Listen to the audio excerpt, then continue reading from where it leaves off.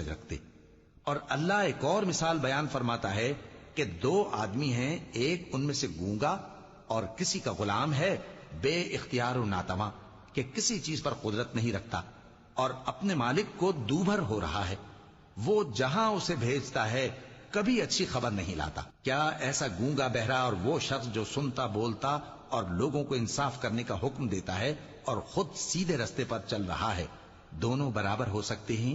اور آسمانوں اور زمین کا بھید اللہ ہی کے پاس ہے، اور اللہ کے نزدیک قیامت کا آنا یوں ہے جیسے آنکھ کا جھپکنا، بلکہ اس سے بھی جلتر۔ کچھ شک نہیں کہ اللہ ہر چیز پر قادر ہے۔